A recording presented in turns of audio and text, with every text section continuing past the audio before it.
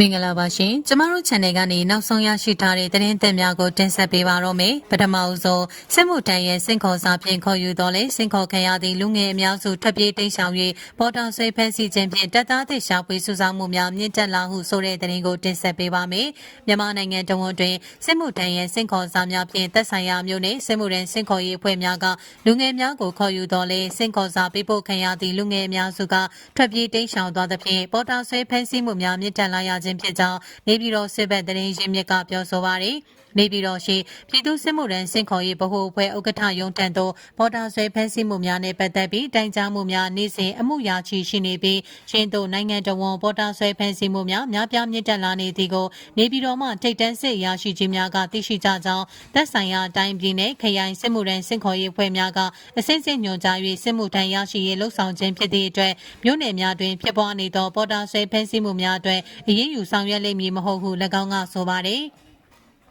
စစ်မှုထမ်းမှုစင်ခေါ်စာနဲ့လူငယ်10ဦးခေါ်ရင်6ဦးလောက်ကစည်ရင်သွင်းခိုင်းတဲ့အစ်စ်မှာပဲတိန့်ရှောင်သွားတယ်လို့အကြမ်းဖျင်းသိရတဲ့စင်ခေါ်စာပုတ်ခေါ်တာကလူရလာရာဂိုင်တော့အရန်နေလာတော့ရတဲ့လူကိုအပြင်မှာလိုက်ဖမ်းရတာမျိုးတွေများလာတာလို့မြင်ပါတယ်။သတင်းစာတွေထဲမှာကြောညာထားတဲ့စစ်မှုထမ်းစင်ခေါ်မှုနဲ့ပတ်သက်လို့တိုင်ကြားနိုင်တဲ့နေရာတွေစီကိုလည်းနေ့စဉ်စစ်မှုထမ်းခြေကောက်တာအဖမ်းခံရလို့စစ်မှုထမ်းပါသွားတဲ့အမှုတွေကရချီတက်ပါတယ်ဟုနေပြည်တော်စစ်ဘက်သတင်းရင်းမြစ်ကရှင်းပြပါတယ်။လက်ရှိသတ်မှတ်ထားချက်များအရဂျေးရွာနယ်ရက်ကွက်တစ်ခုလည်းရင်လာစဉ်လူငယ်2ဦးစစ်မှုထမ်းတပ်သားအဖြစ်စုဆောင်းပေးရန်သတ်မှတ်ထားကြောင်းသိရပါတယ်။ရန်ကုန်တိုင်းမရန်ကုန်မြို့နယ်အမှတ်2ရက်ကွက်မှယာယီမှုတို့ကစစ်မှုထမ်းအပတ်စဉ်တက်မှအပတ်စဉ်30ဝန်းကျင်အထိအရက်သမားများတခိုးများငွေဖြင့်ဝယ်ယူနိုင်သောစင်ရသောမိသားစုများမှလူငယ်များကိုငွေကြေးဖြင့်ဝယ်ယူစစ်မှုထမ်းတွင်ခြင်းများလှုံ့ဆော်ခဲ့ကြောင်းတို့ရာတွင်အပတ်စဉ်30မှစတင်ပြီးစစ်မှုထမ်းလူငယ်ရှာရခတ်လာပြီးငွေကြေးဖြင့်ဝယ်ယူလူစားထိုးရန်ပင်လူငယ်များမရှိတော့ကြောင်းပြောဆိုပါသည်မရန်ကုန်မြို့နယ်နေရက်ကွက်မှအသက်18ကနေအသက်35နှစ်တွင်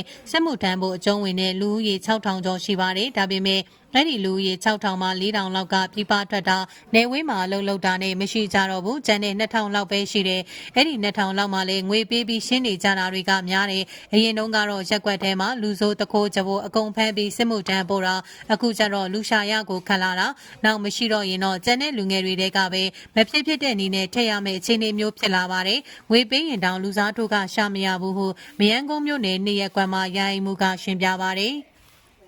ရန်ကုန်တိုင်းကြောက်တန်းမြို့နယ်မှာလည်းမြို့နယ်အုပ်ချုပ်ရေးမှူးဖုံးခန့်အောင်ကစစ်မှုထမ်းကြီးဖြစ်ရက်ွက်တစ်ခုလည်းရင်300ကျော်တောင်းခံနေပြီးမြို့နယ်အတွက်စစ်မှုထမ်းလူစားထိုးဝယ်ယူရန်ဟုအကြောင်းပြတောင်းခံနေကြောင်းသိရှိရပါတယ်။စစ်မှုထမ်းဖို့အပြစ်မှလူဝယ်ရင်တဦးကို380ကနေ90အထိပေးရတယ်ဆိုပြီးရက်ွက်တစ်ခုကို300လောက်စစ်မှုထမ်းကြီးကောက်ခိုင်းနေကြောက်တန်းမြို့နယ်ထဲမှာရက်ွက်ကြီးရွာအုပ်ချုပ်ရေးမှူး58ဦးရှိပါတယ်။အဲ့ဒါရက်ွက်တိုင်းအိမ်တိုင်းကိုလောက်စဉ်1000ကနေ3သိန်းခွဲအထိရက်ွက်ဒီမှာကောက်ခိုင်းနေအဲ့ဒီငွေကလူစားထိုးဝယ်ဖို့လို့ပြောတယ်စစ်မှုထမ်းကြီးပေးရတာကိုကြီးကြီးဖြူဖြူနဲ့ပေးပါတယ်ဆိုပြီးပြည်သူတွေကိုလက်မှတ်တွေပါတခါတည်းထိုးခိုင်းနေဟုညောင်ဝိုင်းကျေးရွာမှာပြည်သူတအုပ်ကပြောဆိုပါတယ်အကြမ်းဖက်စစ်တပ်က2024ခုနှစ်မှာစတင်၍စစ်မှုထမ်းတင်နန်းများဖွင့်လှစ်ခဲ့ပြီးယခုကစစ်မှုထမ်းအပတ်စဉ်7ခွန်အထိရောက်ရှိနေပြီဖြစ်ကြောင်းသိရှိရပါတယ်